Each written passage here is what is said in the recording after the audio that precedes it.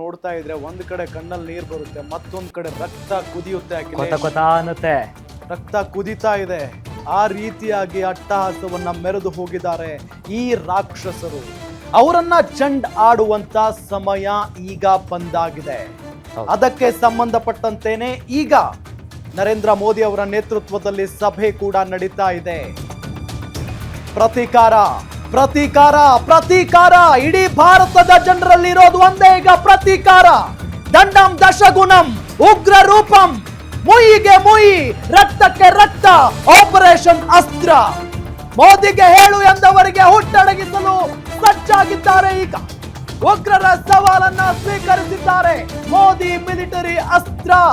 ಕಾಶ್ಮೀರದಲ್ಲಿ ರಕ್ತ ಕುಡಿದ ಜಿಹಾದಿಗಳ ರಣಬೇಟೆಗೆ ಭಾರತದ ಸೈನಿಕರು ತುದಿಗಾಲಲ್ಲಿ ನಿಂತಿದ್ದಾರೆ. ಜಸ್ಟ್ ಮೋದಿ ಓಕೆ ಅಂದ್ರೆ ಸಾಕು. ಅಮಾಯಕರನ್ನ ಬಲಿ ಪಡೆದವ ಕಟುಕರಿಗೆ ಹುಡುಕಾಟ ನಡೀತಾ ಇದೆ. ಈಗಾಗಲೇ ಭಯೋತ್ಪಾದಕರ ಜಾಡು ಹಿಡಿದಿರುವ NIA ಅತಿ ಸೂಕ್ಷ್ಮ ಪ್ರದೇಶಗಳಲ್ಲಿ ಇಂಚಿಂಚು ಜಾಲಾಡ್ತಾ ಇದೆ ನಮ್ಮ NIA ಟೀಮ್. ಉಗ್ರರ ಜೊತೆ ಸ್ಥಳೀಯರು ಕೂಡ ಭಾಗಿಯಾಗಿರೋ ಶಂಕೆ ಇದೆ. ಅನುಮಾನ ಬಂದವರನ್ನ ಕಸ್ಟಡಿಗೆ ತೆಗೆದುಕೊಳ್ಳೋದಕ್ಕೆ NIA ಸಜ್ಜಾಗಿದೆ. ಈಗಾಗಲೇ 2 ಉಗ್ರರನ್ನ ಸೆದೆ ಪಡೆದಿರೋ ಸೇನೆ. ಪ್ರತೀಕಾರಕ್ಕಾಗಿ ಇಡೀ ಭಾರತವೇ ಕಾದು ಕೂತಿದೆ. ಈಗ ಸುಮ್ಮನೆ ಬಿಡಬಾರದು ಯಾವುದೇ ಕಾರಣಕ್ಕೂ ಅನ್ನೋ ನಿಟ್ಟಿನಲ್ಲಿ ಹಾಗಾಗಿನೇ ಉಗ್ರ ರೂಪಂ ಎನ್ನುವಂತ ಉಗ್ರ ರೂಪಕ್ಕೆ ಭಾರತ ಈಗ ಸಜ್ಜಾಗ್ತಿದೆ. ಪ್ರಧಾನಿ ನರೇಂದ್ರ ಮೋದಿ ಅವರ ನೇತೃತ್ವದಲ್ಲಿ ಈಗಾಗಲೇ ಸಭೆ ನಡೀತಾ ಇದೆ. ಈ ಸಭೆಯ ನಂತರ ಯಾವ ನಿರ್ಧಾರವನ್ನ ಕೈಗೊಳ್ಳುತ್ತಾರೆ? ಈಗ ಏನ್ ದಾಳಿ ಆಗಿದೆಯಲ್ಲ, ಇದು ನಾವು ಮಾಡಿದ್ದು ಅಂತ ಲಷ್ಕರ್ ಎ ತೊಯ್ಬಾ ಉಗ್ರ ಸಂಘಟನೆ ಈಗಾಗಲೇ ಹೇಳ್ಕೊಂಡಿರೋದು ಗೊತ್ತೇ ಇದೆ. ಹಾಗಾಗಿ ಲಷ್ಕರ್ ಎ ತೊಯ್ಬನೋ ಮತ್ತೊಂದು ಯಾವುದೋ ಅದನ್ನ ರಕ್ತದಲ್ಲೇ ತೊಳೆದು ಹಾಕಿಬಿಡಬೇಕು ಭಾರತ. ಈಗ ಆ ನಿಟ್ಟಿನಲ್ಲಿ ಭಾರತ ಸರ್ಕಾರ, ಸೇನೆ ಯಾವ ನಿರ್ಧಾರವನ್ನ ತೆಗೆದುಕೊಳ್ತಾರೆ?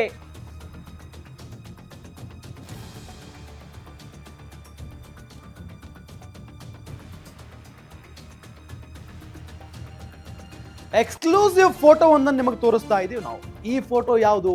ಸಭೆ ನಡೀತಾ ಇರುವಂತ ಫೋಟೋ. ಯಾವ ವಿಚಾರಕ್ಕೆ ಸಂಬಂಧಪಟ್ಟಂತೆ ನಡೀತಾ ಇದೆ ಈ ಒಂದು ಸಭೆ? ನಮ್ಮ ಕಾಶ್ಮೀರದಲ್ಲಿ ನಡೀತಲ್ಲ ಈಗ ಆ ಹತ್ಯೆ, ಆ ಕೊಲೆ, ಆ ಭಯೋತ್ಪಾದಕರ ವಿರುದ್ಧ ನಡೀತಾ ಇರುವಂತ ಸಭೆ ಇದು. ಪ್ರಧಾನಿ ನರೇಂದ್ರ ಮೋದಿ ಅವರು ಕಾಣಿಸ್ತಾ ಇದ್ದಾರೆ ಫೋಟೋದಲ್ಲಿ. ಅವರ ಅಕ್ಕಪಕ್ಕದಲ್ಲಿ ಯಾರಿದ್ದಾರೆ ಗಮನಿಸ್ತಾ ಇದ್ದೀವಿ. ರಾಜನಾಥ್ ಸಿಂಗ್ ಇದ್ದಾರೆ, ರಕ್ಷಣಾ ಸಚಿವ.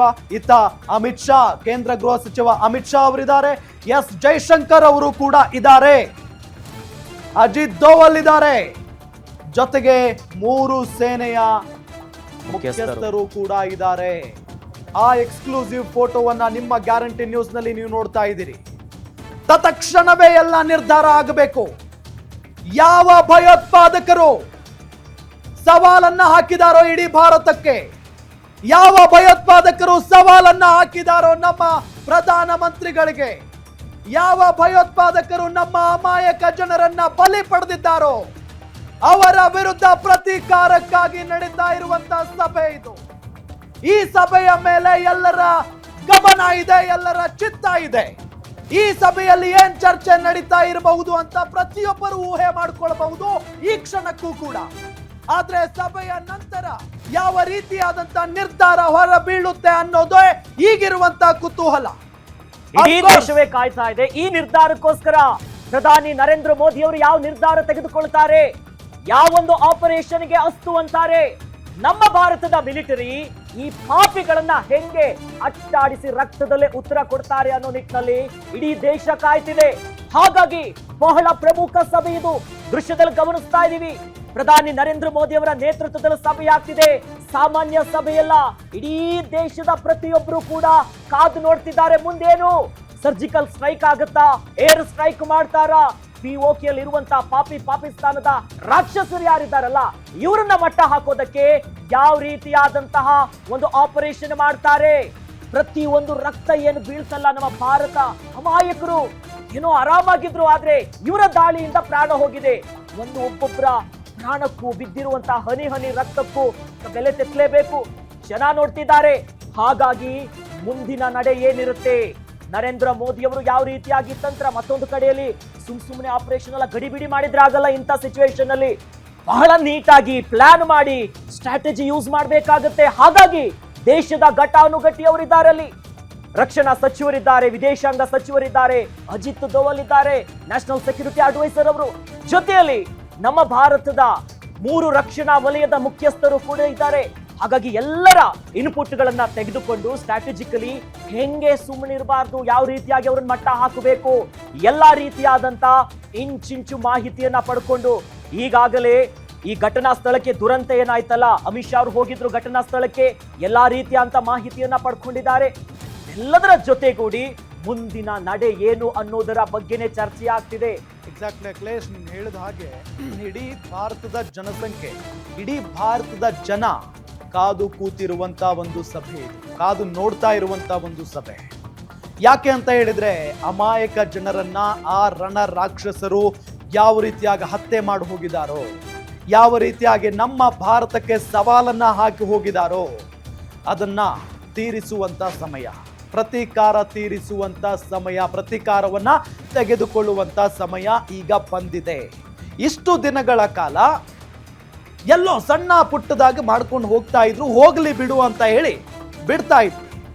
ಆದ್ರೆ ಈಗ ಅಮಾಯಕರನ್ನ ಟಾರ್ಗೆಟ್ ಮಾಡಿ ಭಾರತಕ್ಕೆ ಭಯ ಪಡಿಸುವಂತ ಕೆಲಸವನ್ನ ಮಾಡ್ತೀವಿ ಅಂತ ಏನ್ ಮಾಡಿದಾರಲ್ಲ, ಭಯ ಪಡೋದೆಲ್ಲ ದೂರದ ಮಾತು, ಅದು ಬೇರೆ ಇಂಥ ಕುನ್ನಿಗಳಿಗೆ. ಆದ್ರೆ ಈ ಒಂದು ಸಭೆಯಲ್ಲಿ ಈಗ ಬಹಳ ಪ್ರಮುಖವಾದಂತ ನಿರ್ಧಾರ ಹೊರಬೀಳುತ್ತೆ. ಆ ನಿರ್ಧಾರ ಏನು ಅನ್ನೋದೇ ಈಗ ಕಾದು ನೋಡಬೇಕಾಗಿರುವಂತ ವಿಚಾರ. ಇತ್ತೀಚೆಗಷ್ಟೇ ಇಡೀ ದೇಶ ಖುಷಿ ಪಟ್ಟಿತ್ತು ಯಾವಾಗ ರಾಣನನ್ನ ಅಮೆರಿಕದಿಂದ ವಾಪಸ್ ತಂದಾಗ, ಮುಂಬೈ ಅಟ್ಯಾಕ್ ಹಿಂದೆ ಇರುವಂತಹ ಮಾಸ್ಟರ್ ಮೈಂಡ್ ಕೀಚಕ್ ಹೋಗಿದ್ನಲ್ಲ, ಆತನನ್ನ ವಾಪಸ್ ತಂದಂತ ಹೊತ್ನಲ್ಲಿ ಎಲ್ಲರೂ ಕೂಡ ಖುಷಿ ಪಟ್ಟಿದ್ರು. ಯಾಕಂದ್ರೆ ಐತಿಹಾಸಿಕ ಕ್ಷಣ ಒಂದು. ಅದರ ಬೆನ್ನಲ್ಲೇ ಈಗ ಮತ್ತೊಂದು ಘನ ಘೋರ ಘಟನೆಗೆ ನಮ್ಮ ದೇಶ ಸಾಕ್ಷಿಯಾಗಿದೆ. ಸುಮ್ನೆ ಬಿಡ್ಬೇಕಾ? ನೋವೇ. ಆತನನ್ನೇ ಅಷ್ಟು ವರ್ಷ ಆಗಿದ್ರು ಕೂಡ ಬಿಟ್ಟಿಲ್ಲ. ಇವನನ್ನ ಬಿಡೋ ಮಾತಿದ್ಯಾ ಈ ರಾಕ್ಷಸರುಗಳನ್ನ? ಎಸ್, ಈಗಾಗಲೇ NIA ಟೀಮ್ ಅಂತೂ ಎಲ್ಲಾ ಕಡೆ ಹುಡುಕಾಡ್ತಾ ಇದೆ. ಎಲ್ಲೆಲ್ಲಿ ಉಗ್ರರು ಅಡಗಿ ಕೂತಿದ್ದಾರೆ ಅದೆಲ್ಲವನ್ನು ಕೂಡ ಮಾಹಿತಿಯನ್ನ ಸಂಗ್ರಹಿಸಿದ್ದಾರೆ ನಮ್ಮ NIA ಅಧಿಕಾರಿಗಳು. ಅದೆಲ್ಲವನ್ನು ಕೂಡ ಕೇಂದ್ರ ಸರ್ಕಾರಕ್ಕೆ ಮಾಹಿತಿಯನ್ನ ರವಾನೆ ಮಾಡಲಾಗಿದೆ, ಸೇನೆಗೆ ಮಾಹಿತಿಯನ್ನ ರವಾನೆ ಮಾಡಲಾಗಿದೆ. ಬೆಳಗ್ಗೆಯಿಂದಲೂ ಕೂಡ ನಮ್ಮ ಸೈನಿಕರು, ನಮ್ಮ ಯೋಧರು ಕಾರ್ಯಾಚರಣೆಯನ್ನ ಕೂಡ ನಡೆಸಿದ್ದಾರೆ. ಇಷ್ಟೊತ್ತು ಇಬ್ಬರು ಮೃಗಗಳನ್ನ, ಇಬ್ಬರು ಆ ರಾಕ್ಷಸ ಉಗ್ರಗಾಮಿಗಳನ್ನ ಹೊಡೆದು ಉರುಳಿಸಿದ್ದಾರೆ. ಅಟ್ಟಿಸಿಕೊಂಡು ಹೋಗಿ ಹೊಡೆದು ಹಾಕಿದ್ದಾರೆ ನಮ್ಮ ಯೋಧರು ಇಬ್ಬರು ಉಗ್ರಗಾಮಿಗಳನ್ನ. ಇಡೀ ಕಾಶ್ಮೀರದ ತುಂಬಾ ನಮ್ಮ ಯೋಧರು ಬೀಡು ಬಿಟ್ಟಿದ್ದಾರೆ. ಈಗ ಆ ನರ ರಾಕ್ಷಸರು ಎಲ್ಲೇ ಹೋದ್ರೂ ಕೂಡ ಬಿಡುವ ಸಾಧ್ಯತೆ ತೀರಾ ಕಡಿಮೆ.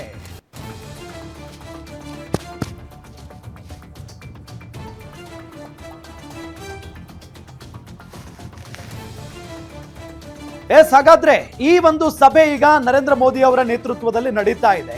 ನರೇಂದ್ರ ಮೋದಿ ಅವರ ಜೊತೆಗೆ ಘಟಾನುಘಟಿಗಳಿದ್ದಾರೆ, ಬಹಳ ಪ್ರಮುಖವಾಗಿ ಅಜಿತ್ ದೋವಲ್ ಇದ್ದಾರೆ. ಹಾಗಾಗಿ ಈ ಸಭೆಯಲ್ಲಿ ಏನೆಲ್ಲ ಚರ್ಚೆ ಆಗುತ್ತೆ, ಯಾವೆಲ್ಲ ರೀತಿಯಾಗಿ ಡಿಸಿಷನ್ ತೆಗೆದುಕೊಳ್ಳಬಹುದು ಅನ್ನೋದನ್ನ ಗಮನಿಸ್ತಾ ಹೋಗೋದು. ಈಗಾಗಲೇ ಹೈ ವೋಲ್ಟೇಜ್ ಮೀಟಿಂಗ್ ಆರಂಭ ಆಗಿದೆ ಅಖಿಲೇಶ್. ಎಲ್ಲರೂ ಕೂಡ ಈ ಮೀಟಿಂಗ್ಗೋಸ್ಕರನೇ ಕಾದು ಕೂತಿದ್ರು.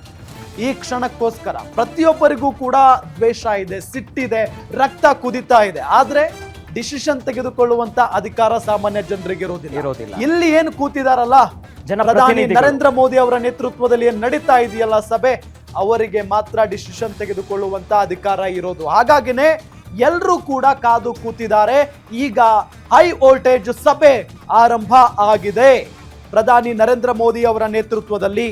ಅದಾದ ನಂತರ ಮೋದಿ ನೇತೃತ್ವದಲ್ಲಿ ಈಗ ಮೀಟಿಂಗ್ ಶುರುವಾಗಿದೆ, ಚರ್ಚೆ ಕೂಡ ಆರಂಭ ಆಗಿದೆ. ಬಹಳ ಪ್ರಮುಖವಾಗಿ ಏನ್ ಚರ್ಚೆ ಆಗುತ್ತೆ ಮೀಟಿಂಗ್ ನಲ್ಲಿ ಅಂತ, ಹೆಂಗ್ ಬಂದ್ರು ಒಳಗಡೆ ಹೆಂಗ್ ಬಂದ್ರು ಆ ಉಗ್ರಗಾಮಿಗಳು? ಇಷ್ಟು ವರ್ಷ ಶಾಂತವಾಗಿದ್ದಂತ ಕಾಶ್ಮೀರದಲ್ಲಿ ಏಕಾಏಕಿಯಾಗಿ ಆ ಉಗ್ರರು ನುಗ್ಗೋದಕ್ಕೆ ಹೇಗೆ ಸಾಧ್ಯ? ಇದರ ಬಗ್ಗೆ ಬಹಳ ಪ್ರಮುಖವಾಗಿ ಚರ್ಚೆ ಆಗ್ತಾ ಇರುತ್ತೆ. ಜೊತೆಗೆ ಬ್ಲೂ ಪ್ರಿಂಟ್ ರೆಡಿ ಆಗ್ತಿದೆ, ಈಗ ಆಗಿದೆ, ಘಟನೆ ಆಗು ಹೋಗಿದೆ. What next? ಅವ್ರನ್ನ ಯಾವ ರೀತಿಯಾಗಿ ಸದೆ ಬಡಿಬೇಕು, ಯಾವ ಉಗ್ರ ಸಂಘಟನೆಗಳು ಈಗಾಗಲೇ ಲಷ್ಕರ್ ಎ ತೊಯ್ಬಾ ಮುಂದೆ ಬಂದಿರೋದು ಗೊತ್ತೇ ಇದೆ. ಅದರ ಜೊತೆಯಲ್ಲಿ ಇನ್ನು ಯಾರ್ಯಾರಿದ್ದಾರೆ ಅವ್ರನ್ನ ಯಾವ ರೀತಿಯಾಗಿ ಮಟ್ಟ ಹಾಕಬೇಕು, ಜೊತೆಯಲ್ಲಿ ಯಾವ ರೀತಿಯಾದಂತ ಸ್ಟ್ರೈಕ್ ಮಾಡಬೇಕು, ಆಪರೇಷನ್ ಹೇಗಿರ್ಬೇಕು, ಯಾವ ನಮ್ಮ ದೇಶದ ಒಂದು ಕಡೆ ಮಿಲಿಟರಿನ ಬಳಸ್ಕೊಳ್ಳೋದಿರ್ಬೋದು, ನೌಕಾಪಡೆ ಇರ್ಬೋದು, ಸರ್ಜಿಕಲ್ ಸ್ಟ್ರೈಕ್, ಈ ರೀತಿಯಾಗಿ ಹೇಗಿರಬೇಕು, ಉಗ್ರರನ್ನ ಅವ್ರನ್ನ ಅಟ್ಟವನ್ನ ತೆಗೆದು ಹಾಕಬೇಕು, ಅಟ್ಟಹಾಸವನ್ನ ಬ್ರೇಕ್ ಹಾಕಬೇಕು ಎನ್ನುವಂತ ನಿಟ್ಟಿನಲ್ಲಿ ಪ್ಲಾನ್ ಆಗ್ತಾ ಇದೆ. ನೋಡಿ, ಉಗ್ರರ ಹುಟ್ಟಡಗಿಸುವುದಕ್ಕೆ ಫುಲ್ ಪ್ಲಾನ್ ಮಾಡ್ತಾ ಇದ್ದಾರೆ ಸಭೆಯಲ್ಲಿ. ಸರ್ಜಿಕಲ್ ಸ್ಟ್ರೈಕ್ ಮಾಡ್ತಾರ? ಹಾಗಾದ್ರೆ ಸರ್ಜಿಕಲ್ ಸ್ಟ್ರೈಕ್ ಮಾಡಬೇಕು ಅಂತ ಇಡೀ ಭಾರತದ ಜನ ಹೇಳ್ತಾ ಇದ್ದಾರೆ. ಎಲ್ಲರ ಕೂಗು ಒಂದೇ. ಎಲ್ಲರ ಕೂಗು ಒಂದೇ. ಆದಷ್ಟು ಬೇಗ ಆ ಏನ್ ಸವಾಲು ಹಾಕಿದಾರಲ್ಲ ಕುನ್ನಿಗಳು, ಅವರ ಹುಟ್ಟಡಗಿಸಬೇಕು. ಪ್ರತಿಯೊಬ್ಬರ ಮಾತು, ಪ್ರತಿಯೊಬ್ಬರ ಬಾಯಲ್ಲಿ ಬರ್ತಾ ಇರುವಂತ ಮಾತಿದು. ಸಣ್ಣ ಪುಟ್ಟ ಇನ್ನೇನ್ ಯುವಕರು ಕೂಡ ರೊಚ್ಚಿಗೆದ್ದು ಬಿಟ್ಟಿದ್ದಾರೆ. ಇಲ್ಲ, ಒಂದೇನಾದ್ರೂ ನಿರ್ಧಾರ ಆಗ್ಲೇಬೇಕು. ಇನ್ನು ಮುಂದೆ ಉಗ್ರಗಾಮಿಗಳು ಭಾರತದ ತಂಟೆಗೆ ಬರಬಾರದು. ಆ ರೀತಿಯಾದಂತಹ ಒಂದು ನಿರ್ಧಾರವನ್ನ ಕೇಂದ್ರ ಸರ್ಕಾರ ಮಾಡಬೇಕು ಅಂತ ಹೇಳಿ ಈಗಾಗಲೇ ಅಮಿತ್ ಶಾ ಅವರು ತತ್ಕ್ಷಣವೇ ಪ್ರತಿಕ್ರಿಯೆ ಕೊಟ್ಟಿದ್ದನ್ನ ನೋಡಿದ್ರೆ, ಪ್ರಧಾನಿ ನರೇಂದ್ರ ಮೋದಿ ಅವರು ತತ್ಕ್ಷಣವೇ ಪ್ರತಿಕ್ರಿಯೆಯನ್ನ ಕೊಟ್ಟಿದ್ದು ನೋಡಿದ್ರೆ, ಇವತ್ತು ಈ ಸಭೆಯಲ್ಲಿ ರಣ ಭಯಂಕರ ನಿರ್ಧಾರ ಆಗೋದ್ರಲ್ಲಿ ಅನುಮಾನನೇ ಇಲ್ಲ.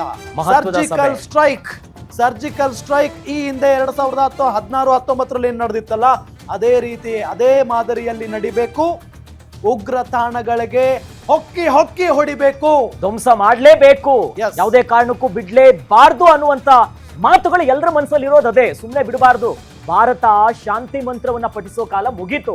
ಈಗ ಏನಿದ್ರು ಕೂಡ ಇವ್ರೇನ್ ಮಾಡಿದ್ರಲ್ಲ ಅದೇ ರೀತಿಯಾಗಿ ಇನ್ನು ಘೋರವಾಗಿ ಮತ್ತೆ ಯಾವತ್ತೂ ಕೂಡ ಭಾರತದ ನ್ಯಾಷನಲ್ ಸೆಕ್ಯೂರಿಟಿ ಇರ್ಬೋದು ಒಳಗಡೆ ಬಂದು ಇಂಥ ಕೃತ್ಯವನ್ನ ಮಾಡೋದಕ್ಕೆ ಮನಸ್ಸು ಮಾಡಬಾರ್ದು, ಯೋಚನೆ ಮಾಡೋದು ಹೋಗ್ಲಿ.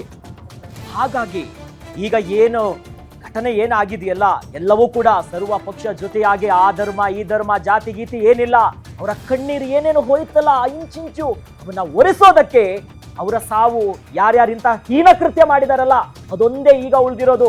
ಹಾಗಾಗಿನೇ ಹೈ ವೋಲ್ಟೇಜ್ ಮೀಟಿಂಗ್ ನಲ್ಲಿ ಈಗ ನಿರ್ಧಾರವನ್ನ ತೆಗೆದುಕೊಳ್ಳೋದಕ್ಕೆ ಪ್ಲಾನ್ ಆಗ್ತಿದೆ. ಹಾಗಾದ್ರೆ ಪಾಕ್ ಒಳಗಡೆ ನಮ್ಮ ಸೈನ್ಯ ನುಗ್ಗುತ್ತಾ? ನುಗ್ಲೇಬೇಕು.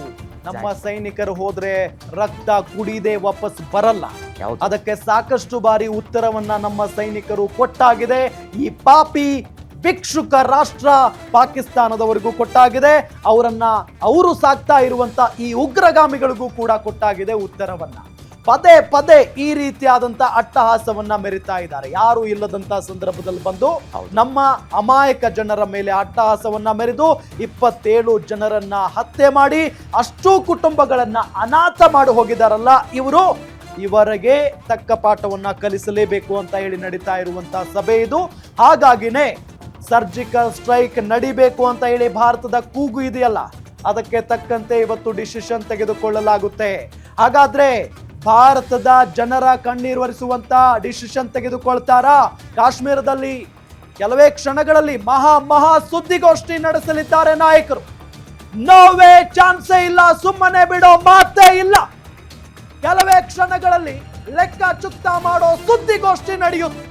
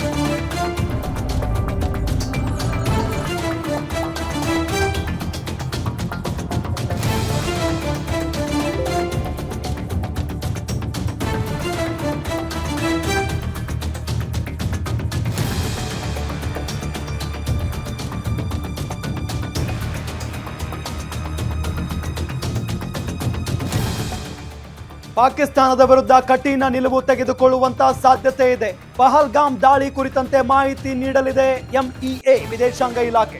ಉಗ್ರರ ದಾಳಿಯಲ್ಲಿ ಸತ್ತವರ ವಿವರವನ್ನ ನೀಡಲಾಗುತ್ತೆ. ಈ ಸಂದರ್ಭದಲ್ಲಿ ಪಾಕಿಸ್ತಾನದ ವಿರುದ್ಧ ಮುಂದಿನ ಕ್ರಮಗಳ ಕುರಿತು ಮಾಹಿತಿಯನ್ನು ನೀಡುವಂತಹ ಸಾಧ್ಯತೆ ಇದೆ. ಕಾಶ್ಮೀರದಲ್ಲಿ ಉಗ್ರರ ಖತಮ್ಗೆ ಕೌಂಟ್ ಡೌನ್ ಸ್ಟಾರ್ಟ್ ಆಗಿದೆ. ಈಗ ಕೆಲವೇ ಕ್ಷಣಗಳಲ್ಲಿ ಮಹಾ ಸುದ್ದಿಗೋಷ್ಠಿ. ನೋ ವೇ, ಚಾನ್ಸೇ ಇಲ್ಲ, ಸುಮ್ಮನೆ ಬಿಡೋ ಮಾತೇ ಇಲ್ಲ. ಕೆಲವೇ ಕ್ಷಣಗಳಲ್ಲಿ ಲೆಕ್ಕ ಚುಕ್ತಾ ಮಾಡುವಂತ ಸುದ್ದಿಗೋಷ್ಠಿ ನಡೆಯುತ್ತೆ. ಕೆಲವೇ ಕ್ಷಣಗಳಲ್ಲಿ ವಿದೇಶಾಂಗ ಸಚಿವಾಲಯದ ಸುದ್ದಿಗೋಷ್ಠಿ ಆರಂಭ ಆಗುತ್ತೆ. ಪಾಕಿಸ್ತಾನದ ವಿರುದ್ಧ ಕಠಿಣ ನಿಲುವು ತೆಗೆದುಕೊಳ್ಳುವಂತ ಸಾಧ್ಯತೆ ಇದೆ. ಹಾಗಾಗಿನೇ ಈ ಕುರಿತು ಈಗಾಗಲೇ ಮಿನಿಸ್ಟ್ರಿ ಆಫ್ ಎಕ್ಸ್ಟರ್ನಲ್ ಅಫೇರ್ಸ್ ಈಗಾಗಲೇ ಎಲ್ಲಾ ರೀತಿಯಂತ ಮಾಹಿತಿಯನ್ನ ಕೊಟ್ಟಿದೆ. ಉಗ್ರರ ದಾಳಿಯಲ್ಲಿ ಎಷ್ಟು ಜನ ಈಗಾಗಲೇ ಸಾವನ್ನಪ್ಪಿದ್ದಾರೆ, ಕಂಪ್ಲೀಟ್ ಡೀಟೇಲ್ಸ್ ಅನ್ನ ಕೊಟ್ಟಿದೆ. Ministry of external affairs United nation security general ಅಲ್ಲಿ ಭಾರತದ ಬಗ್ಗೆ ಮಾತನಾಡೋರನ್ನ ಸುಮ್ಮನೆ ಬಿಟ್ಟಿಲ್ಲ. ಅಲ್ಲೂ ಕೂಡ ಡಿಪ್ಲೊಮ್ಯಾಟಿಕ್ ಆಗಿ ಕೌಂಟರ್ ಕೊಟ್ಟಿದೆ. ನಮ್ಮ ಭಾರತದ ವಿದೇಶಾಂಗ ಸಚಿವರು ಸುಮ್ಮನೆ ಬಿಟ್ಟಿಲ್ಲ. ಈಗ ಬಿಡೋ ಮಾತಿದೆಯಾ? ಕಾಶ್ಮೀರದಲ್ಲಿ ಉಗ್ರರ ಕಂಪ್ಲೀಟ್ ಖತಮ್ಗೆ ಕೌಂಟ್ ಡೌನ್ ಈಗಾಗಲೇ ಶುರುವಾಗಿದೆ. ಹೈ ವೋಲ್ಟೇಜ್ ಮೀಟಿಂಗ್ ಈಗಾಗಲೇ ನಡೀತಾ ಇದೆ. ಅದಾದ್ಮೇಲೆ ಸುದ್ದಿಗೋಷ್ಠಿಯಲ್ಲಿ ಏನು ಹೇಳ್ತಾರೆ? ಇಡೀ ಭಾರತದ ಜನ ಕಾಯ್ತಿದ್ದಾರೆ. ನೆಕ್ಸ್ಟ್ ಹೆಜ್ಜೆ ಏನು? ಮುಯಿಗೆ ಮುಯಿ ಆಗ್ಲೇಬೇಕು, ರಕ್ತಕ್ಕೆ ರಕ್ತ ಬೇಕೇ ಬೇಕು, ಸುಮ್ಮನೆ ಬಿಡೋ ಮಾತೇ ಇಲ್ಲ ಅನ್ನೋದಾಗಿ. ಹಾಗಾಗಿ ಜನರಿಗೆ, ಇಡೀ ದೇಶದ ಜನರಿಗೆ ಏನು ಭರವಸೆ ಕೊಡ್ತಾರೆ? ಮುಂದಿನ ನಿರ್ಧಾರ ಏನು? ಕಂಪ್ಲೀಟ್ ಆಗಿ ಎಲ್ಲದನ್ನೂ ಕೂಡ ಜನರ ಮುಂದೆ ಹೇಳಕ್ಕಾಗಲ್ಲ, ಯಾಕಂತಂದ್ರೆ ಸೆಕ್ಯೂರಿಟಿ ಕನ್ಸರ್ನ್ ಇಂದ. ಆದ್ರೂ ಕೂಡ ನಮ್ಮ ಹೆಜ್ಜೆ ಹೀಗಿರುತ್ತೆ ಅನ್ನೋದಾಗಿ ಸಭೆಯ ನಂತರ ಜನರಿಗೆ ಒಂದು ಧೈರ್ಯ ತುಂಬುತ್ತಾರೆ. ನಮ್ಮ ದೇಶ ಕಂಡ್ರಿ ಇದು, ಆರಾಮಾಗಿ ಓಡಾಡ್ಬೋದು, ಭಯ ಬೇಡ ಅನ್ನುವಂತ ಸಂದೇಶ ಕೊಡೋದಕ್ಕೆ ಈಗಾಗಲೇ ಪ್ರಧಾನಿ ನರೇಂದ್ರ ಮೋದಿ ಅವರ ನೇತೃತ್ವದಲ್ಲಿ ಸಭೆಯಾಗ್ತಿದೆ. ಎಲ್ಲಾ ಮಾಹಿತಿಯನ್ನ ಪಡ್ಕೊಂಡಿದ್ದಾರೆ. ವಾಟ್ ನೆಕ್ಸ್ಟ್, ಏನು ಮಾಡ್ತಾರೆ? ಸುಮ್ನೆ ಬಿಡುವಂತ ಮಾತೇ ಇಲ್ಲ ಖಂಡಿತವಾಗಿಯೂ. ಎಕ್ಸಾಕ್ಟ್ಲಿ. ಸಣ್ಣ ಪುಟ್ಟ ಘಟನೆ ಅಂತೂ ಅಲ್ವೇ ಅಲ್ಲ ನಡೆದಿರೋದು. ಇಷ್ಟು ವರ್ಷಗಳ ಕಾಲ ಕಾಶ್ಮೀರದ ಜನ ಭಾರತ ಸರ್ಕಾರವನ್ನ ನಂಬ್ತಾ ಇರಲಿಲ್ಲ, ಸಪೋರ್ಟ್ ಮಾಡ್ತಾ ಇರಲಿಲ್ಲ ಸರ್ಕಾರಕ್ಕೆ, ನಮ್ಮ ಯೋಧರಿಗೆ ಸಪೋರ್ಟ್ ಮಾಡ್ತಾ ಇರಲಿಲ್ಲ. ಆದ್ರೆ ಇತ್ತೀಚಿನ ದಿನಗಳಲ್ಲಿ 370 ರದ್ದು ಮಾಡಿದ ನಂತರ ಕಾಶ್ಮೀರದ ಜನ ಯೋಧರಿಗೆ ಸಪೋರ್ಟ್ ಮಾಡೋದಕ್ಕೆ ಶುರು ಮಾಡಿದ್ರು. ವಹಿವಾಟು ಸಂಬಂಧ ಎಷ್ಟು ಅದ್ಭುತವಾಗಿತ್ತು. ಬೇರೆ ಬೇರೆ ದೇಶಗಳಿಂದ ಪ್ರವಾಸಿಗರ ಸಂಖ್ಯೆ ಬರೋದಕ್ಕೆ ಅಂದ್ರೆ ಸಾಕಷ್ಟು ಇನ್ವೆಸ್ಟ್ಮೆಂಟ್ ಶುರು ಆಯ್ತು. ಸಿನಿಮಾ ಥಿಯೇಟರ್ಗಳು ಓಪನ್ ಆಯ್ತು. ಕ್ರಿಕೆಟ್ ಟೀಮ್ ಮತ್ತೆ ಆರಂಭ ಆಯ್ತು. ಜನ ಖುಷಿಯಲ್ಲಿದ್ರು. ಬೇರೆ ಬೇರೆ ಭಾಗದ ಜನ ಅಲ್ಲಿ ಬಂದು ಜಾಗ ತಗೊಂಡ್ರು, ಕಟ್ಟಿದ್ರು, ಬಿಸ್ನೆಸ್ ಶುರುವಾಯ್ತು. ಕಾಶ್ಮೀರಕ್ಕೆ ಆರ್ಥಿಕ ನಾಡಿ ಯಾವ್ದು ಕೇಳಿದ್ರೆ ಅಲ್ಲಿನ ಪ್ರವಾಸೋದ್ಯಮ. ಅದು ಕೂಡ ಈ ಜುಲೈ ಆರಂಭದಲ್ಲಿ ಅಮರನಾಥ್ ಯಾತ್ರೆ ಮತ್ತು ಶುರು ಆಗ್ತಿದೆ. ಆ ಹೊತ್ನಲ್ಲೇ ದಾಳಿ ಮಾಡಿ ಈಗ ಯಾತ್ರಿಗಳು ಹೋಗೋದಿರ್ಲಿ, ಈಗಾಗಲೇ ಹೋಗಬೇಕಂತ ಕನಸುಕೊಂಡವರೆಲ್ಲ ಈಗ ಕರ್ನಾಟಕದಿಂದನೇ ಸರಿಸುಮಾರು 6 ಲಕ್ಷ ಜನ ಬುಕ್ಕಿಂಗ್ ಅನ್ನ ಕ್ಯಾನ್ಸಲ್ ಮಾಡ್ಕೊಂಡಿದ್ದಾರೆ. ಒಂದು ಕಡೆ ಆರ್ಥಿಕವಾಗಿ ಹೊಡೆತ ಆದ್ರೆ ಅದೆಲ್ಲದಕ್ಕಿಂತ ಹೆಚ್ಚು ದೇಶದ ಸೆಕ್ಯೂರಿಟಿ. ಹಾಗಾಗಿನೇ ಮುಂದಿನ ನಡೆ ಏನು? ಸಭೆಯ ನಂತರ ಏನ್ ಹೇಳ್ತಾರೆ?